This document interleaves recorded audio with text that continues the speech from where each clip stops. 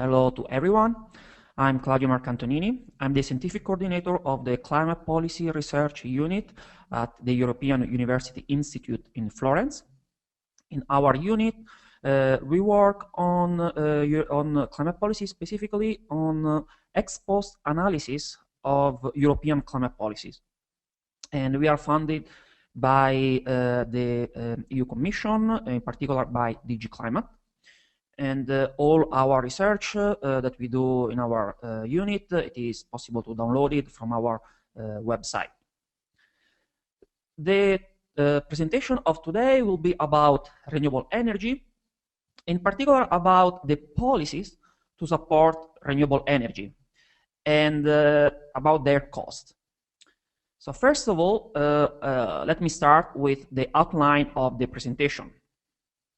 In the first part, I will speak about the European context and what is the role of the renewable energy into the 2020 climate and energy package. Second, I will define the implicit carbon price and the relation between the implicit carbon price and the cost of renewable energy. Third, I will give just a few details on the methodology we have used in order to estimate the implicit carbon price. And fourth, there will be the results for the implicit carbon price for 3 countries. The first country will be Germany. This is based on the work on 2 published papers. One was done by Hannes Waid, Eric Delarue, and Danny Ellerman. And the second one was done by myself and Danny Ellerman. You can download these papers from our website. Regarding the second paper, there will be a revision, so a new version is coming. And the result of today will refer to this new version coming. I will also show you some results for Italy. The research for this country was done by myself, Vanessa Valerio, in collaboration with REFI, which is a consulting company based in Milan. And I will also give you some results from Spain, who comes from the work done by Julian Barkelgil at Endesa. Okay, let's start. European Union has a very ambitious climate and energy policy for 2020. And in particular, there are 2 binding targets. The first target is the climate target, that is decreasing of 20% CO2 emission reduction from 1990 levels. Just the justification for this target is the mitigation of global warming. And the main instrument to reach this target is the CO2 carbon market called EU ETS. This is a classical cap and trade scheme. That is, the EU fixes the cap of total emission, and the cap is reduced every year of a small percentage, and issues a number of allowances proportional to this cap. And power plants and big industrial installations, if they want to emit CO2, they have to buy allowances. There are many details regarding how the allowances are allocated, but the key point is that within the EU ETS, there is a clear and uniform price all over the Europe for each ton of CO2 that is reduced. We can call this instrument climate policy instrument, meaning that any instrument whose goal is to reduce CO2 emission. The second target is the renewable target, increasing the share of energy consumption from renewable energy sources to 20%. In this case, there is not a single instrument to reach this target, but there are many instruments. This is because this target was allocated to member states, and practically each member state has the freedom to develop the policy that they like in order to increase the share of renewable energy within their countries. There are many different policies. In general, they are in the form of direct incentives for renewable energy. All these policies, they have been very effective into increasing the share of renewable energy, in particular in the electricity sector. So this graph shows the percentage of electricity generated from renewable energy sources, and we can see that in less than 10 years, it almost duplicated. But what is the justification for this second target? Why EU wants to increase the share of renewable energy? Okay, I want to ask to you this question, and I want to start you our first quick poll. Okay, and I will launch the poll. So, what do you think is the first justification for the renewable target? There may be many justifications. What do you think is the first one? And here there are 4 options: to reduce the dependence on fossil fuels, to provide opportunities for employment and regional development, to reduce greenhouse gas emissions, or to promote innovation. Okay, I see that already what of you have voted. Okay, I'll give you a few other seconds. Oh, very good, you're quite quick to vote. Okay, I think last one. Okay, I think that I can close now the pool. And let's see the result. Okay, so see that you are divided. Most of you said to reduce greenhouse gas emission, 47%. Second one, another big share says to reduce dependence of fossil fuel. Why? To promote innovation and to provide opportunities for employment and regional development. Just few of you voted for it. Okay, actually, if you read the Renewable Energy Directive, just at the very beginning, there's written that practically the first justification to increase the share of renewable energy is to reduce greenhouse gas emission. There are other justifications, but they come after it. Okay, and in this presentation, in this research, we will look at renewable energy only from this point of view, only from the climate policy point of view. So for the moment, practically, we will neglect other rationales to develop renewable energy, such as I listed before, security of supply, or technological innovation, or increasing the number of green jobs. But we only look at renewable energy as a way to reduce CO2 emissions. And the policies whose goal is to increase the share of renewable energy can be defined as a climate policies. That's because, as I said, their goal is to reduce greenhouse gas emission. And as we can ask, have renewable energy incentives been efficient climate policy instrument? What was the cost of these policies if you look at renewable energy only from a climate policy point of view? Now, answering this question is not only important from an academic point of view, but it's also important from a political point of view. In fact, the European Commission has already started working on developing new policies on climate energy for 2030. There was recently a green paper published. There was also a public consultation. And in the green paper, there's written that if you want to build a framework for the new climate and energy policy for 2030, the first things to do is to look at the current framework, to look at the current policy for 2020. What has worked, what has not worked, and what can be improved. Practically, analyzing the performance of the current policies, it's important in order to define future policies. Okay, I think that I convinced you that answering this question, it's an interesting topic. And I will now go to our second section. This is the implicit carbon price. So we want to answer the question, what is the efficiency of the renewable energy incentives as a climate policy instrument, okay? In order to answer this question in a quantitative way, practically we need to measure something. And what we measure is the implicit carbon price. This is defined as the equivalent carbon price being paid when we think of renewable energy incentives only as a climate instrument alone. and is given by this formula. It is the ratio of the net cost of renewables over the CO2 emission reduction. With net cost of renewables, we mean the sum of the costs and savings from consumer resulting from the injection of renewable energy into the electric power system.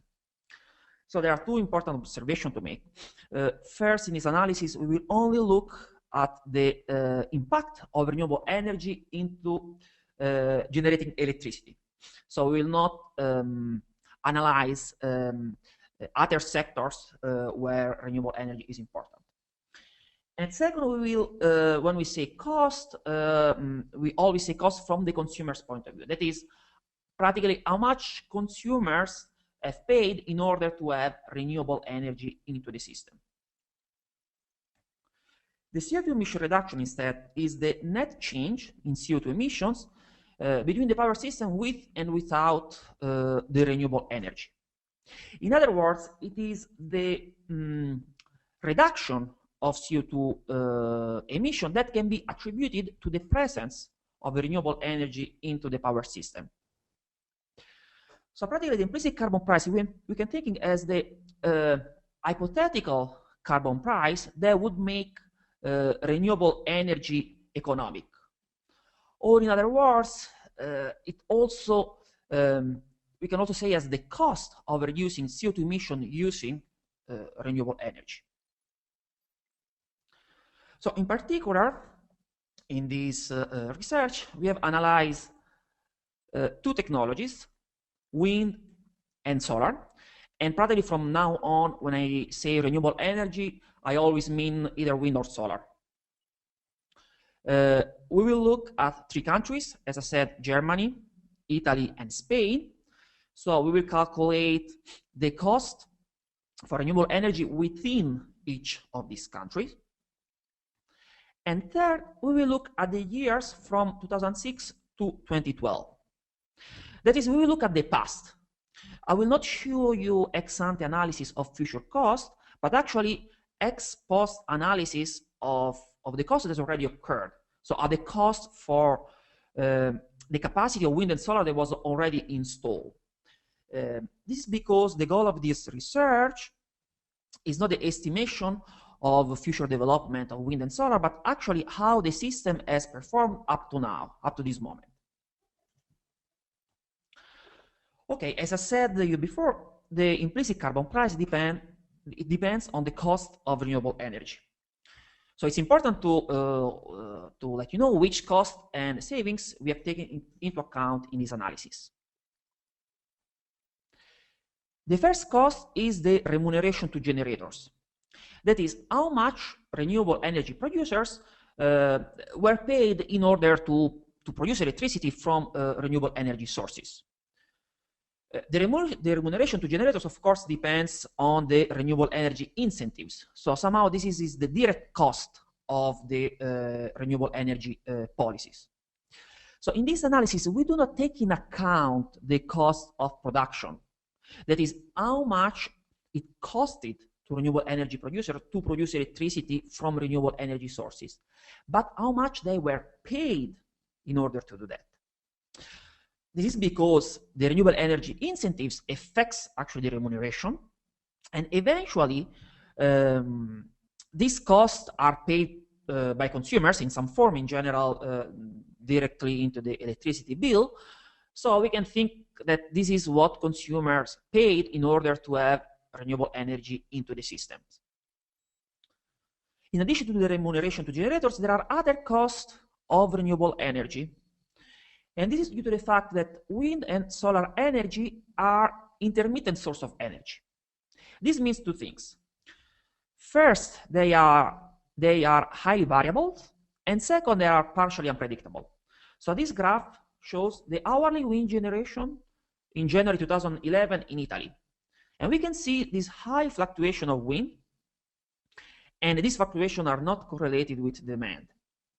So they are highly variable, and as I said, they are partially unpredictable. They are not totally unpredictable. Like for example, for wind, I know there are good weather forecasts, but in general, good weather forecast works well in the short term, but less well in the long term. Or also for solar, we quite know what is the path of the sun along the year, but there can be like a cloudy day that is unpredicted.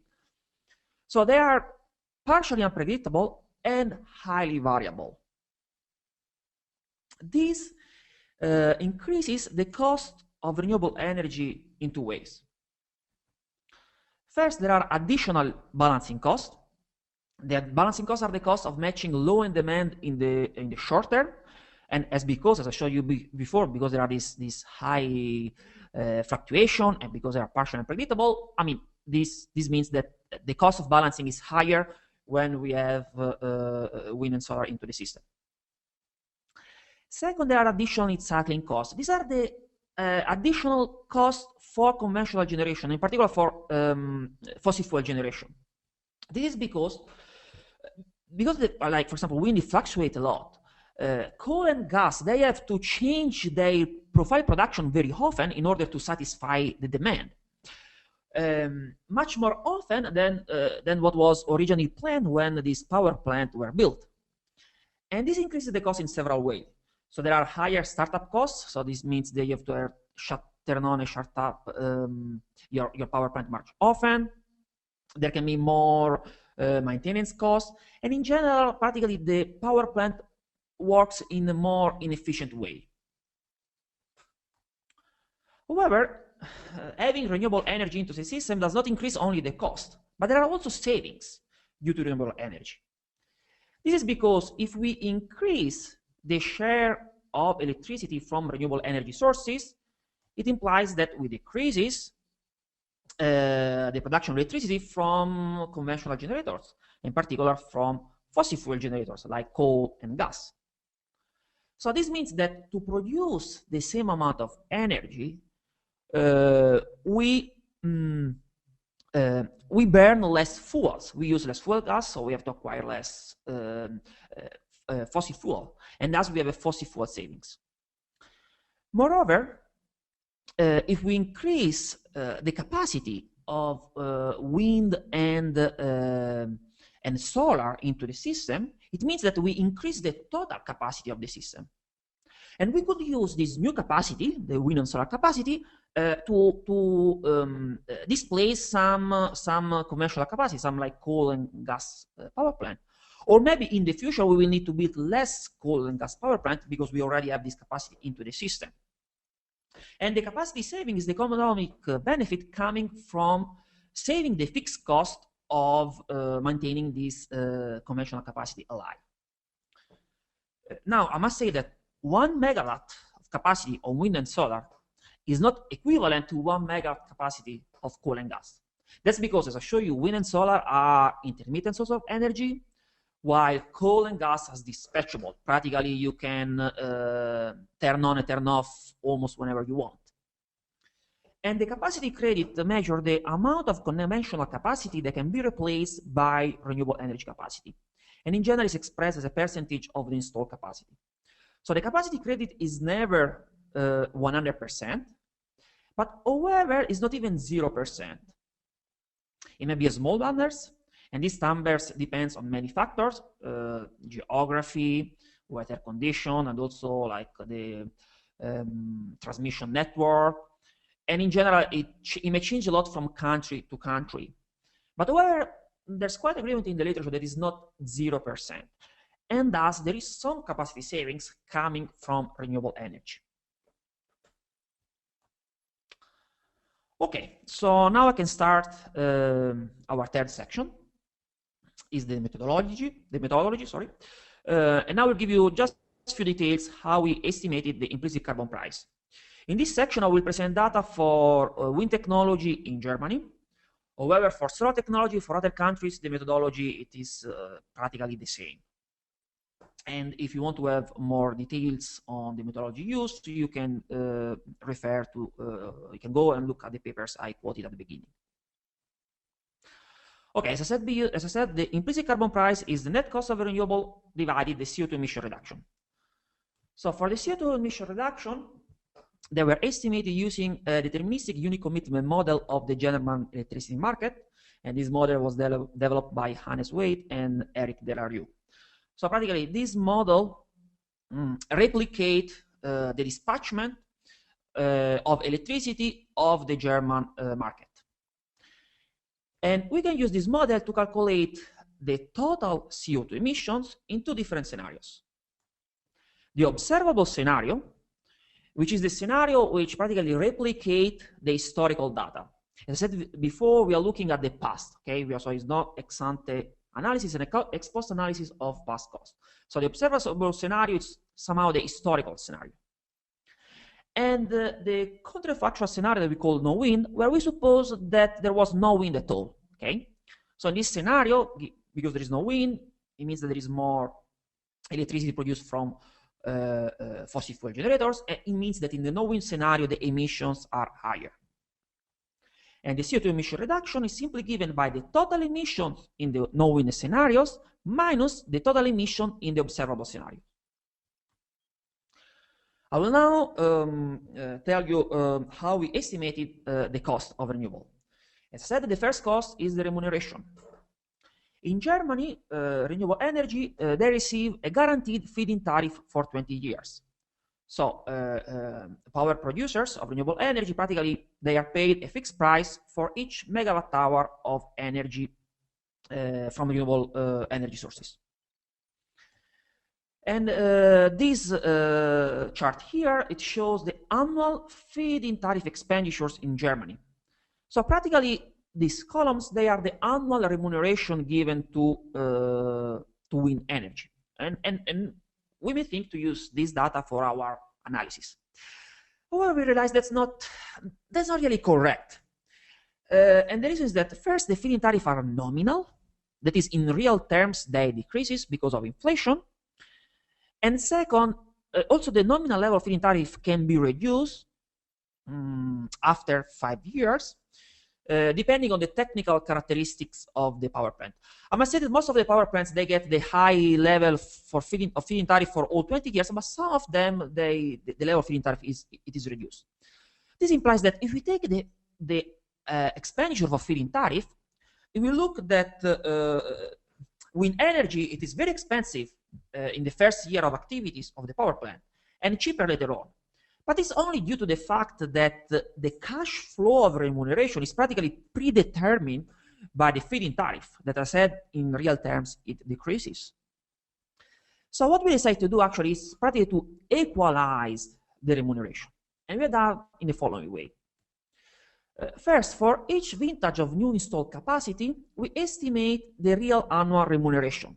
So for example, this is the capacity installed in 2009, and this is the estimation of the real annual remuneration for 25 years. So we suppose the lifetime of the power plant is 25 years.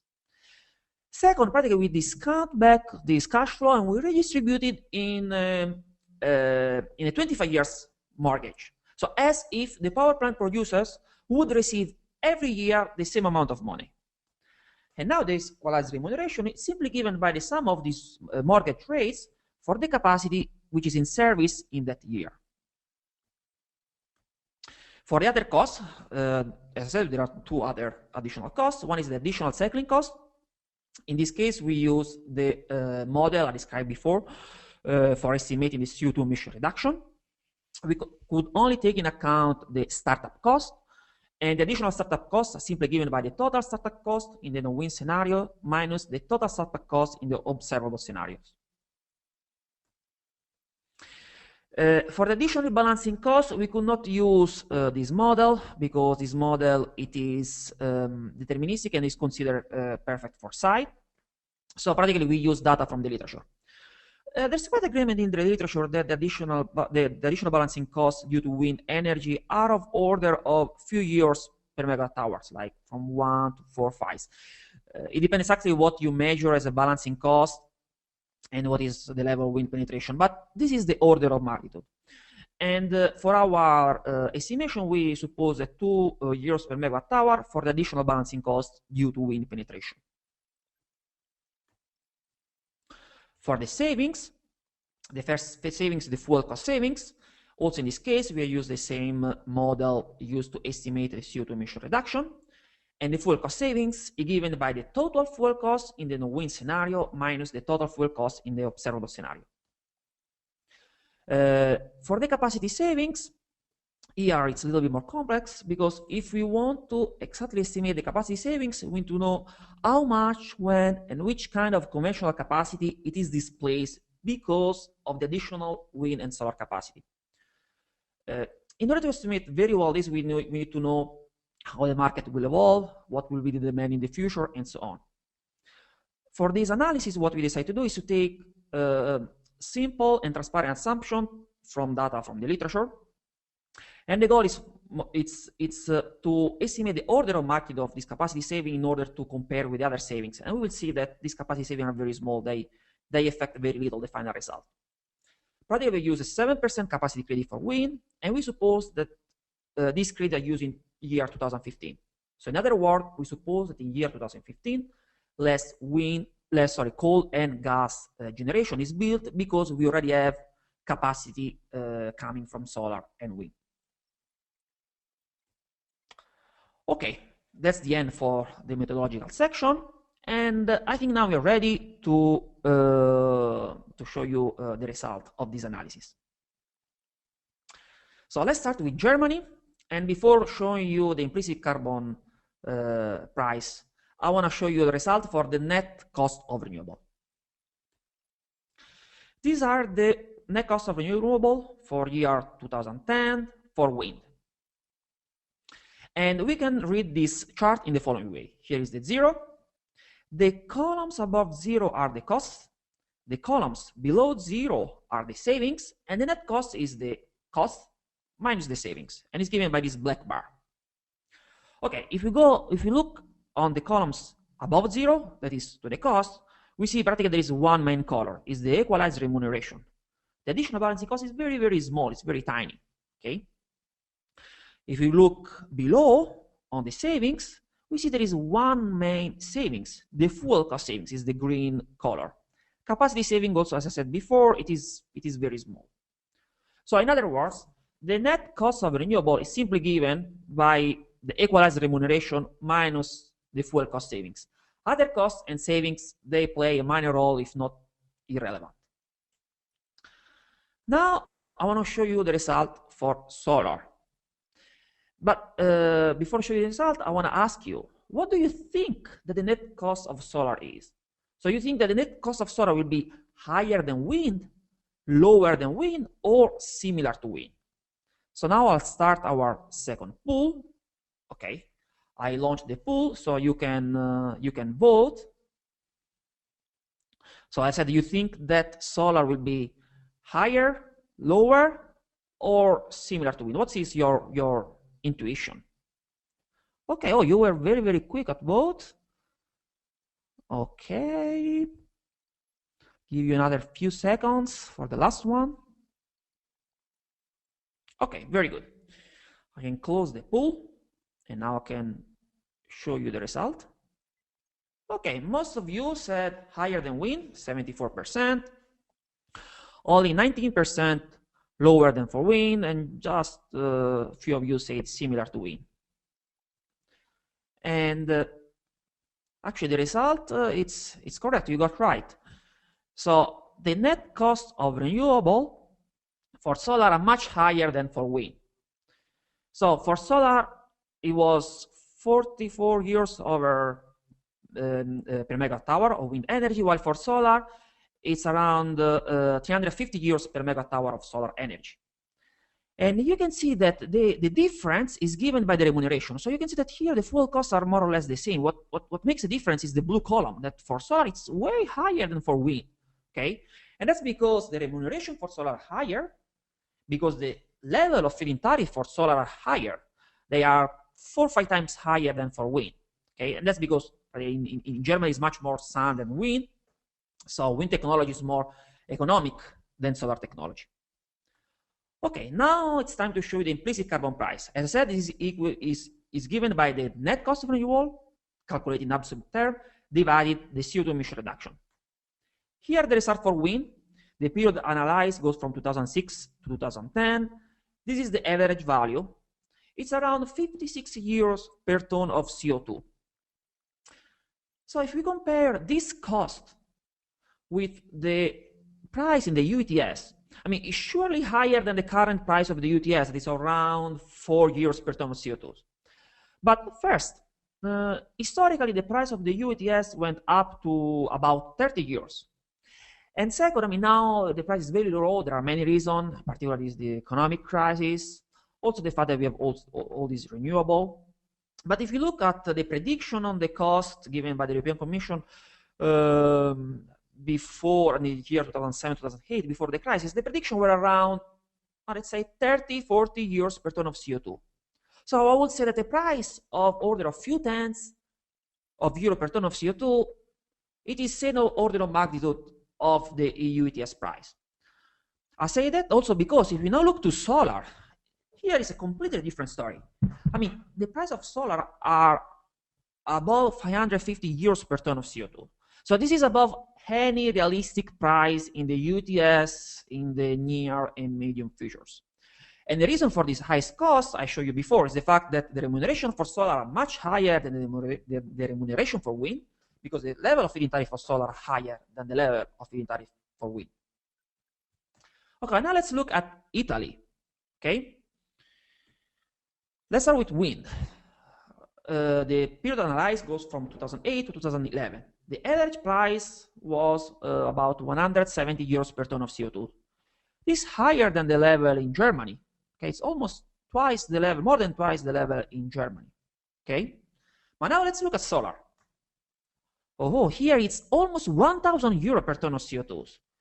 This may be very surprising as we know. I mean, Italy is much more sunny than Germany, so solar technology, it's more economic in Italy, so we would expect that the implicit carbon price will be lower for solar in Italy than in Germany.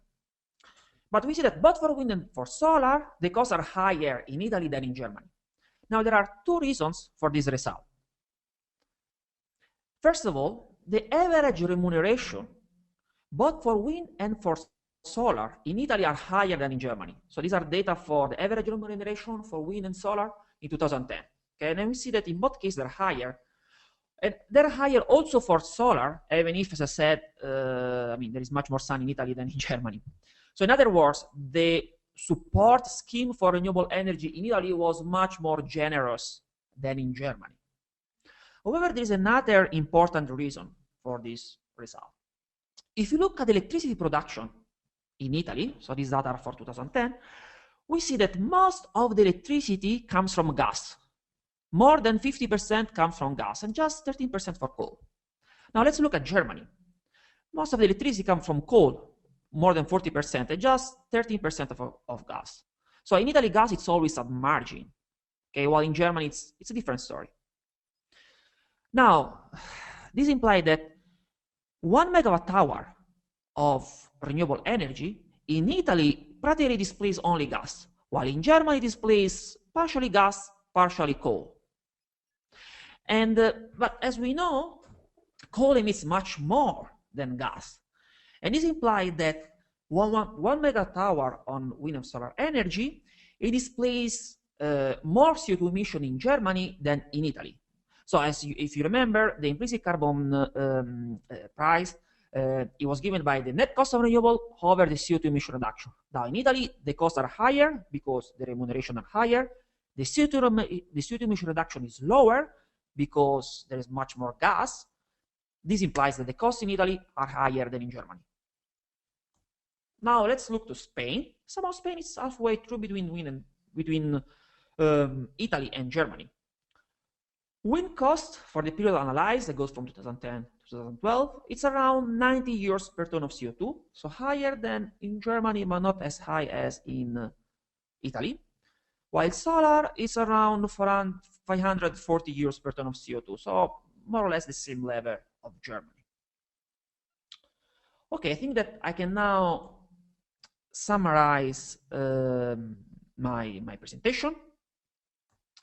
First, I show you that the renewable energy incentives can be considered climate instrument in the context of the 2020 energy and policy package. Second, I show you how we define the implicit carbon price and the relation between the implicit carbon price and the cost and savings of renewable energy. Third, I just give you a few details on how we estimated the implicit carbon price. And finally, I show you results for the implicit carbon price for Italy, Germany, and Spain. Now, to conclude this presentation, I started at the beginning with the question, have renewable energy incentives been efficient climate policy instruments? Now, for the period we have analyzed, that I repeat, we'll look at the past, we will not look at the future.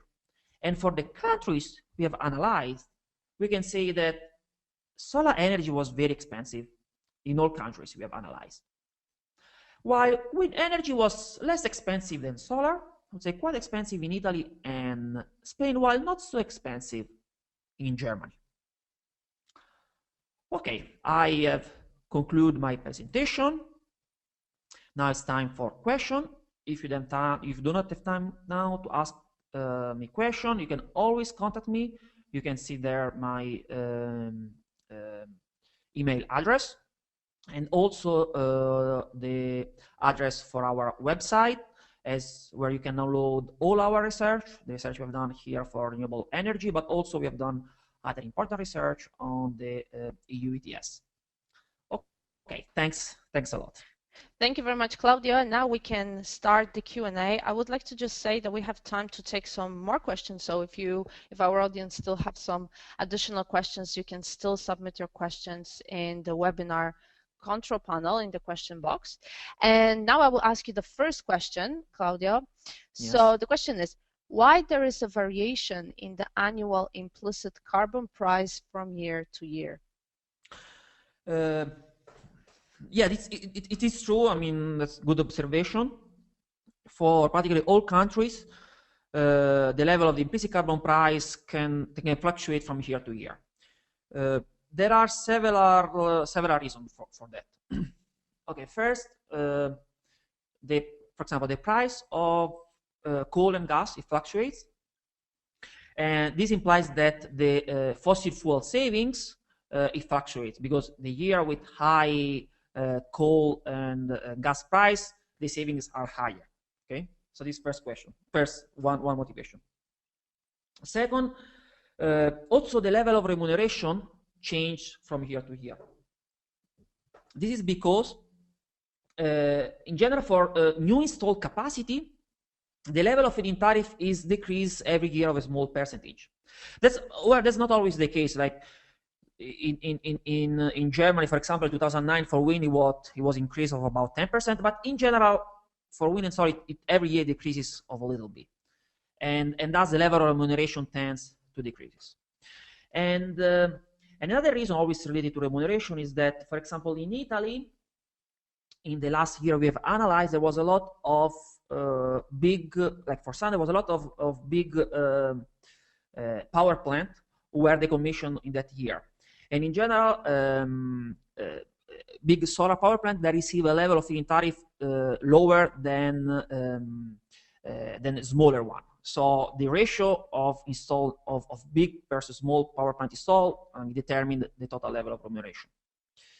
But there is also another, maybe little bit more complex reason, is that it depends on the share of coal and gas. So in the year where there is more coal, it means that wind and solar energy displays more coal, and thus they displays more CO2 emission with respect to the year where there is more gas. So for example, in Spain, in these last 2 years, there was a shift from gas to coal. So there was much more electricity coming from coal.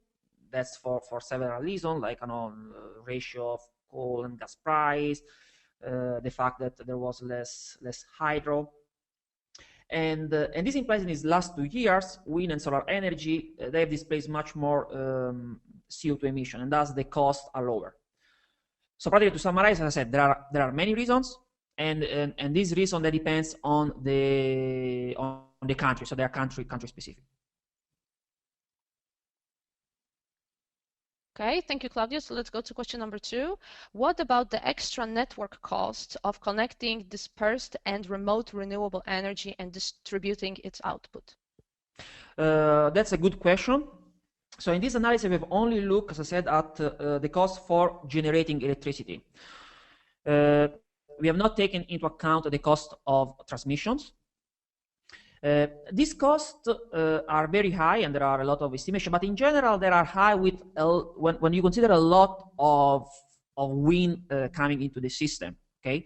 Now, as I said, we have looked at the past, where there was quite a lot of wind, but not so much to have a lot of high transmission cost. Of course, doing an ex-ante estimation for future costs, where we suppose, like for example, wind penetration of, I don't know, whatever, 40, 50%, in this case, this cost becomes very relevant. But for our analysis, our intuition is that this cost will not affect substantially the final result.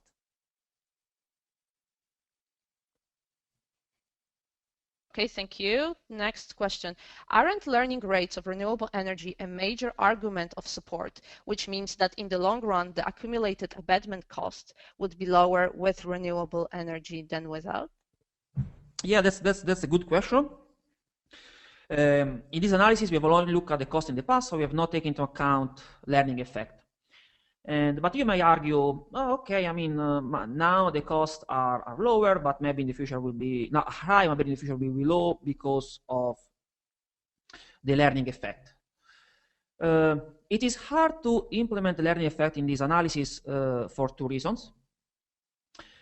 First is that the learning effect, it is an international effect. So practically, if I build, I don't know, wind capacity in Denmark, I reduce the cost. I probably reduce costs also in Germany.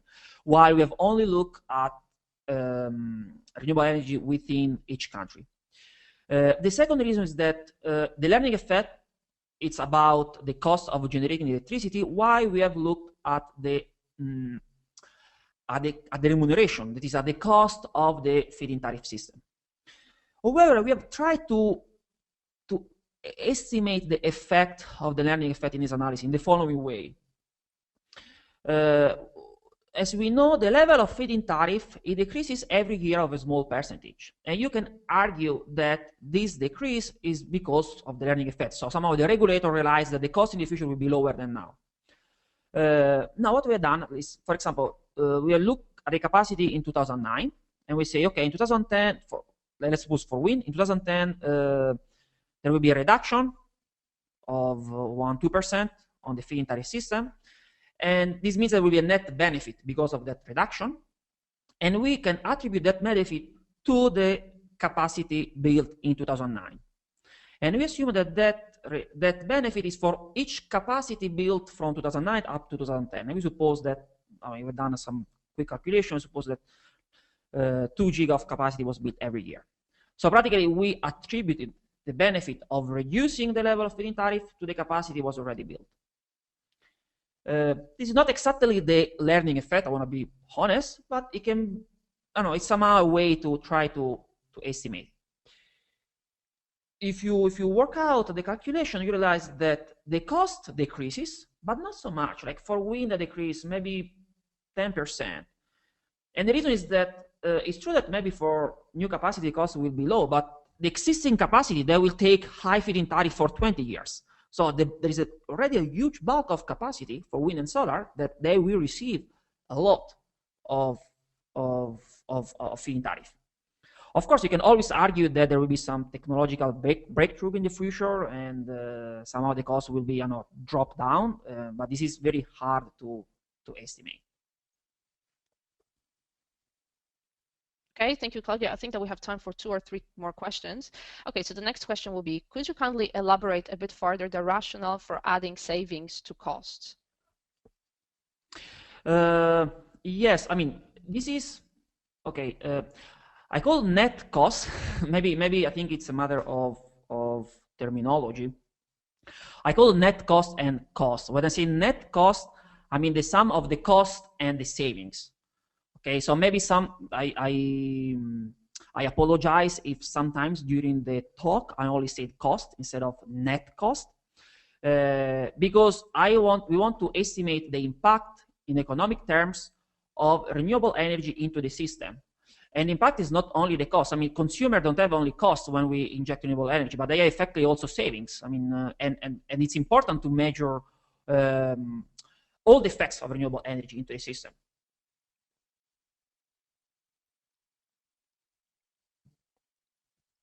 Okay, thank you. And the next question will be, how sensible are the results to changes in gas and coal prices?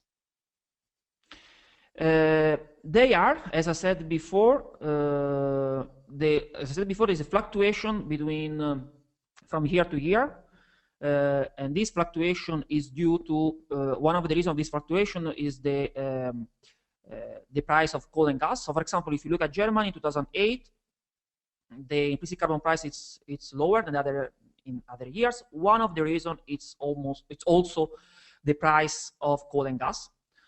I should say that the price of coal and gas affects more wind than solar. That's because solar has very high remuneration. No, so practically the net cost is given the remuneration minus the fossil fuel cost. So because for solar are very, very high, the fluctuation of fossil fuel savings affect in relative terms affect less the net cost for solar than for wind.